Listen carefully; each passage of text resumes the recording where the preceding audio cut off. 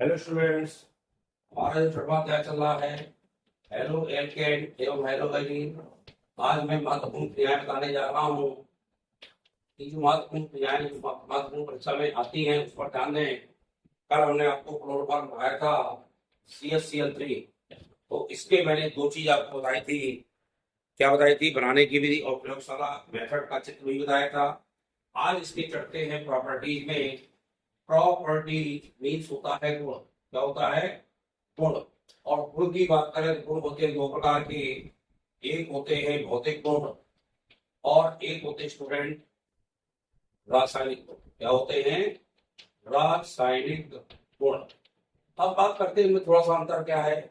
इसको इंग्लिश से कहते हैं फिजिकल प्रॉपर्टीज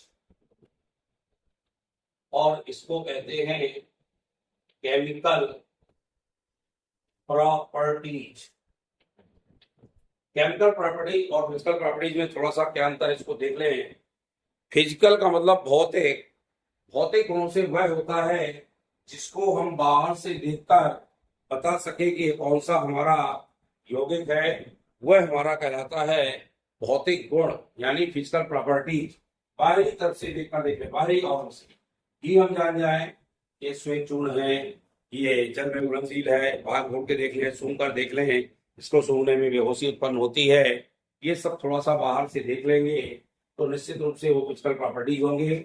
और जितने आंतरिक गुण होंगे, आंतरिक गुण मतलब जितनी भी हम रिएक्शन कराएंगे, जब रिएक्शन करा के देखेंगे तभी उसके आंतरिक गुणों को देख सकते हैं। वो बेटा हमारे कहलाते हैं chemical properties. Chemical property means आंतरिक गुण, यानी हम इसको रिएक्ट करा के ही देखेंगे। जब रिएक्शन देखेंगे तभी हम समझ पाएंगे कि इसके कौन से हमारे इसके कौन कौन से गुण हैं, यानी केमिकल प्रॉपर्टीज क्या है। तो ये दो प्रकार के गुण होते हैं, ध्यान रखिएगा, फिजिकल और केमिकल। फिजिकल प्रॉपर्टीज और केमिकल प्रॉपर्टीज दोनों पर चर्चा करना है। तो पहले मैं थोड़ा सा बता दूं आपको फिजिकल प्रॉपर्टीज के बारे में कि जो क्लोरोफॉर्म होता है, यह क्लोरोफॉर्म श्वेत रंग का चूर्ण होता है, रंगहीन होता है और मीठी गंध वाला होता है। रंगहीन माना है इसमें कोई रंग नहीं होता, रंगहीन होता है और वह कैसा होता है? मीठी गंध वाला गाढ़ा द्रव होता है क्लोरोफॉर्म। इसका जो क्वथनांक होता है 334 केल्विन होता है। केल्विन में देखें, जिसका जो बॉइलिंग पॉइंट है क्वथनांक है 334 केल्विन है। यह जल में बहुत कम घुलनशील होता है, जल में ज्यादा घुलनशील नहीं होता, जबकि कार्बनिक विलायकों में जैसे ईथर और एल्कोहल में ये अत्यंत विलय होता है। ईथर एल्कोहल डालेंगे क्लोरोफॉर्म को तुरंत घुल जाएगा, लेकिन जल में ये कम घुलनशील होता है। ये अलग देर तक ये सूंघ लें तो निश्चित रूप से हमको बेहोशी उत्पन्न होता है और ये अज्वलनशील है, जलता नहीं जल्दी, यानी ये। और जब इसको जलाएंगे तो जलने पर यह हरे रंग की ज्वाला उत्पन्न करता है। ऐसा करता है, यदि इस कांच की छड़ इसको होकर जलाएंगे तो हमको हरे रंग की ज्वाला देगा।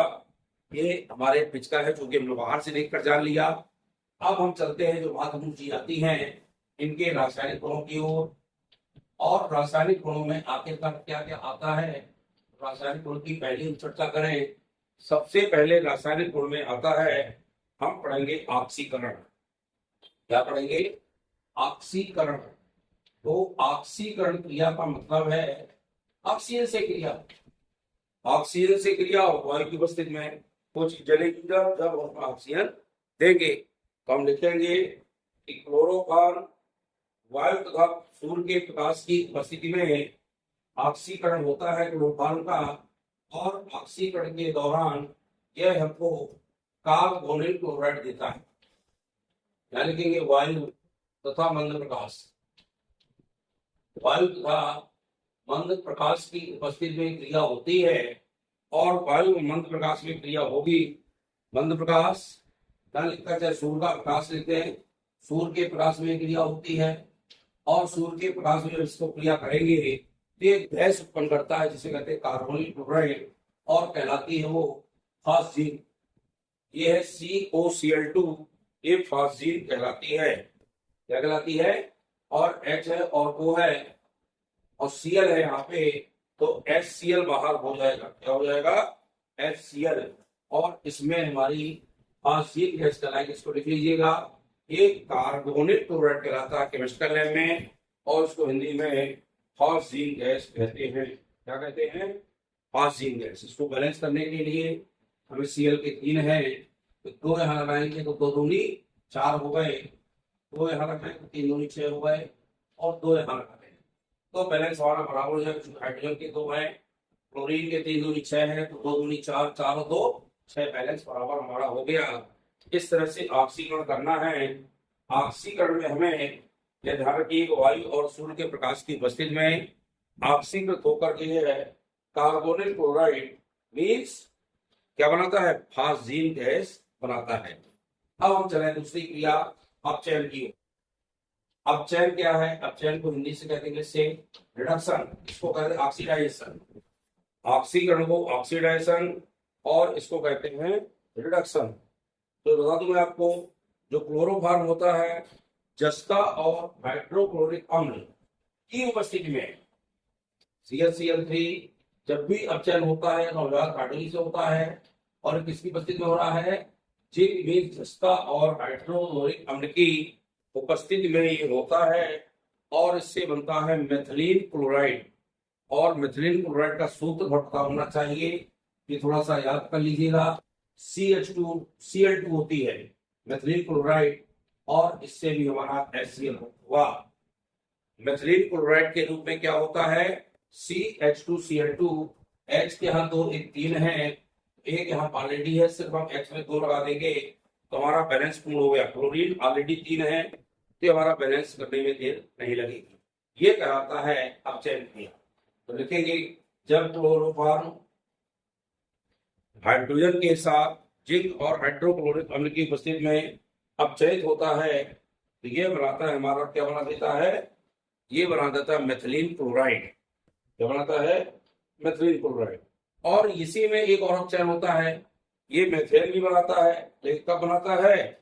जब यहाँ जिंक और पानी की उपस्थिति होगी, तो ये मेथेन बना देगा। क्या बना देगा?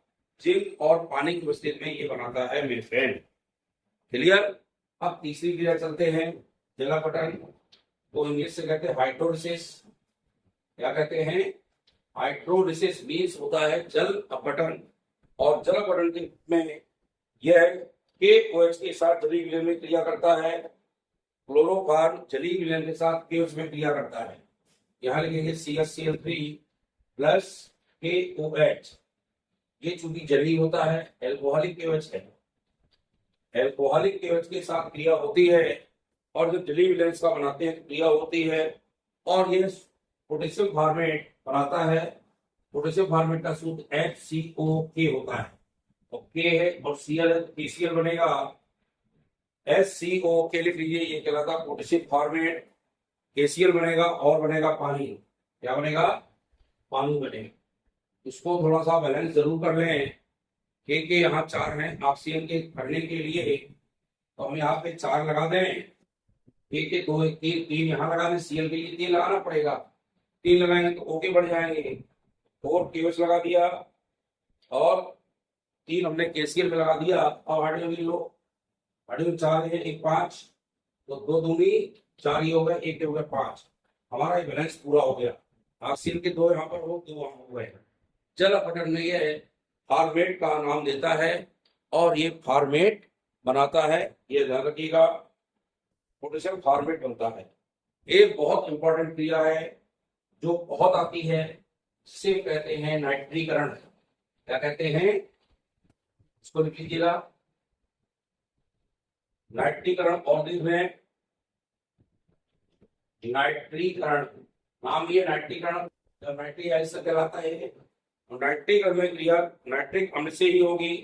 तो लिखेंगे, जब क्लोरोफॉर्म नाइट्रिक अम्ल के साथ ClCl3 सांद्र नाइट्रिक अम्ल में क्रिया होती है, सांद्र नाइट्रिक अम्ल से क्रिया होगी, कंसंट्रेट सांद्र भी कहलाता है। क्लोरोफॉर्म सांद्र नाइट्रिक अम्ल से क्रिया करके क्लोरोपिकेरिन बनाता है। ये जरूर ध्यान रखिएगा, ये कृमिनाशक है, और युद्ध वगैरह में ये काम में गैस लाई जाती है। और इसका सूत्र आप कर लीजिएगा, CCl3NO2 होता है, CCl3NO2 कहलाती है। क्लोरोपिक्रिन, यह करना पड़ेगा। और साथ में इसमें निकलेगा पानी। क्या निकलेगा?